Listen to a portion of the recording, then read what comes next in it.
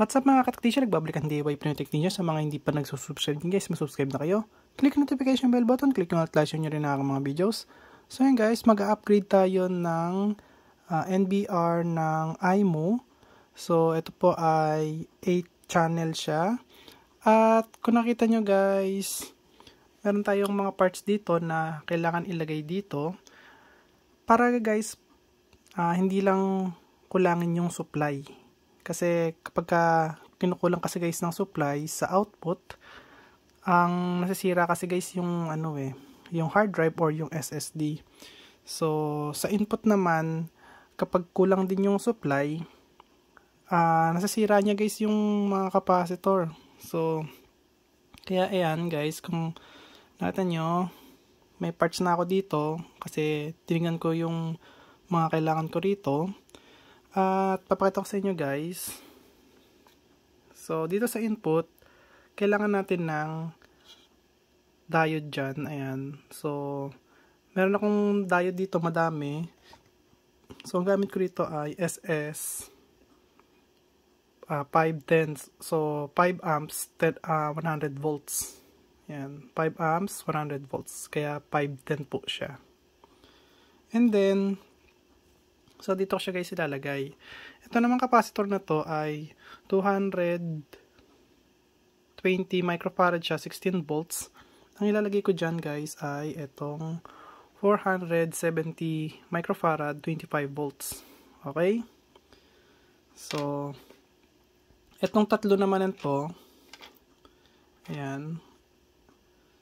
So ayan guys, itong tatlo na to, dito na yan. Ito. Ayan. So, dyan na siya nakalagay. 1, 2, 3. Ito kasing lalagyan ng capacitor para dito guys, ay para dito yan sa hard drive guys. Kasi malakas kumain ng hard drive, lalo na pag umikot na yung niya, yung disk niya. Okay? So, para hindi lang kapusin, kailangan siya lagyan ng capacitor. Tapos dito, ito, yung SMD capacitor para dito ay ito. So, 4 yan. So, isa rito, 2, 3, tapos 4. Itong mga to guys, ito, output capacitor para dito sa 5 volts. Ito naman para dito sa may adjustable na regulator. Ayan guys. Itong capacitor naman dito na SMD electrolytic, ito siya guys. Bale, ang value niya, ayan guys, 220 microfarad, 35 volts. Ayan.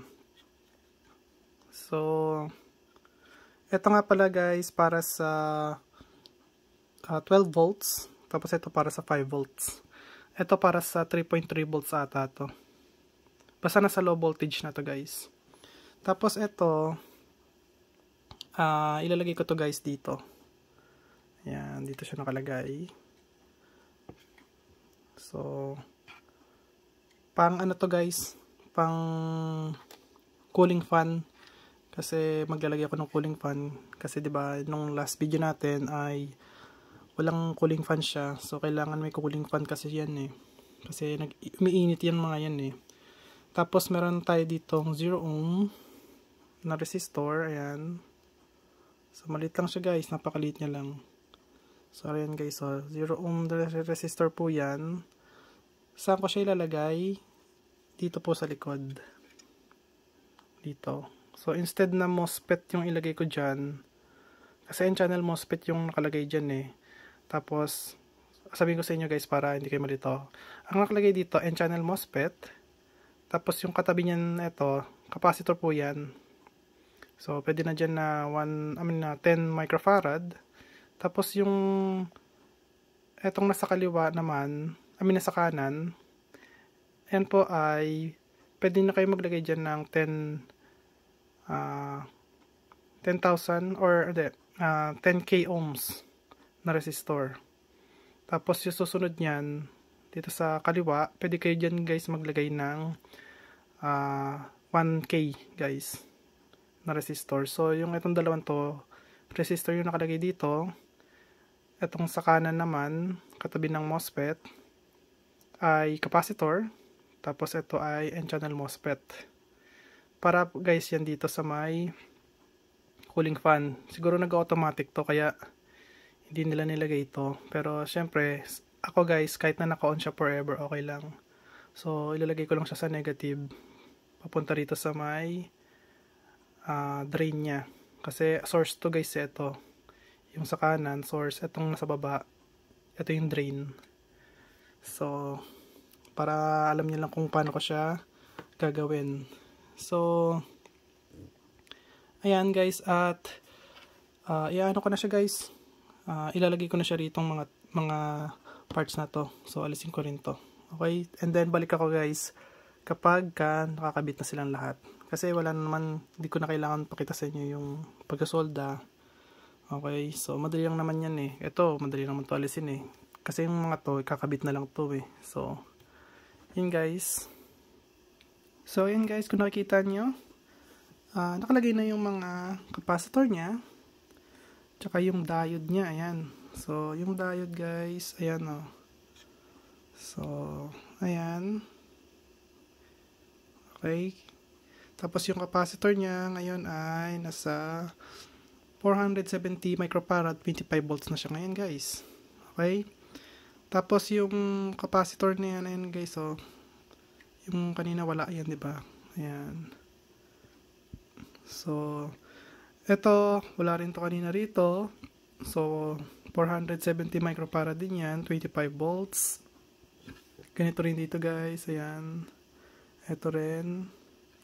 Tapos, nilagyan ko pa ng capacitor dito sa input niya para dito sa regulator na to. Ayan o. So, 10 microfarad lahat ng nilagay kong capacitor dyan. So, yung SMD na sinasabi ko guys. So, lahat yan is 10 microfarad yan. Ito, tsaka yun. So, ito na yung SMD na electrolytic capacitor. So, nakadikit na siya dyan. Ayan guys. So. Okay. Tapos yung para sa fan. Ayan siya guys. So, para makita nyo lang kung paano ko inilagay yung 0 ohm. Jumper lang siya guys. Ayan. So, jumper as a fuse resistor na rin siya guys. Okay. So, from doon sa ano niya, sa drain, from source to drain siya guys, nakalagay. Ayan, source, drain, ayun. Tapos ito, kakabit ko na lang to doon sa may 12 volts na cooling fan. Ayan. So, ang nalagay kong cooling fan dyan guys ay yung ano mismo, yung bearing type na cooling fan. Okay? So, pakita ko sa inyo guys yung sa lalagyanan para alam nyo. So yun guys, bago ang lahat, inalis ko kasi yung ano rito, yung battery. Ito guys, so kabit ko muna yung battery. Ayan. Kasi kapag gumawa kayo dito ng magsasolda kayo at na jumper nyo yung ano na yon, baka masira yung pinagkakabitan ng battery guys. Okay, baka masunog yung trace kasi manipis lang yung trace oh. So alisin nyo muna yung supply. Okay, so tanggalin ko muna to. So bali guys, eto nakalagay ito rito eh. Ayan. Tapos nakabolt yan. Ito yung cooling fan guys. So make sure 12 volts yung ilalagay nyo kung kayo magagawa din ng ganito guys ha. Tapos ang gagawin nyo is pa loob yung hangin. So bale nakaganito yan guys. Ayan. So nakaganyan yan guys ha. Tapos meron siyang ano rito, mount. Okay, para sa bolt. So i-mount nyo lang yan dyan pag ganyan. Tapos ito, kasi papalitan ko nitong wire na to. So, isasolda ko yan dyan para dito na lang siya guys nakalagay. So, nakaganyan yan. Ayan. So, malapit lang siya guys. O, diba? Okay? Para dito talaga to kasi kung titignan nyo guys, ayan o. Saktong-sakto yung butas niya. Ayan guys, saktong-sakto yung butas niya dyan. Oh. Pero dito nyo guys lalagay yan kasi takpan nyo yan eh. So nakaganyan siya. Ito dito. Pero hanap ko nito ng bearing type. Okay? Kasi ano lang to guys eh. Bushing type to eh. Ayan o. Tignan yung loob. So kahit na may kamahalan yung bearing type, okay lang kasi bushing type kasi guys. Ayan o. Bushing, wala siyang bearing.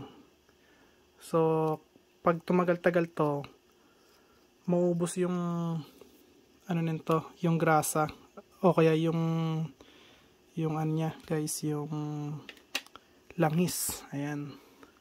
So konting-konti lang kasi yung langis yung nilalagay dito. And then syempre umiinit yan. Luluwag yung bushing niya, magkakaroon na siya ng tunog, gumagano na. So vibration din yon, magbabibrate to. So mas maganda is naka bearing type yung ganito. Kaya hindi ko nilalagay ito rito guys eh. Pinakita ko lang sa inyo kung saan nilalagay yung cooling fan para alam nyo. So ayan guys, at kung nagustuhan nyo yung video ko, huwag kalimutan mag-like, share, subscribe, click notification bell button, click nyo all guys. Bye. Peace.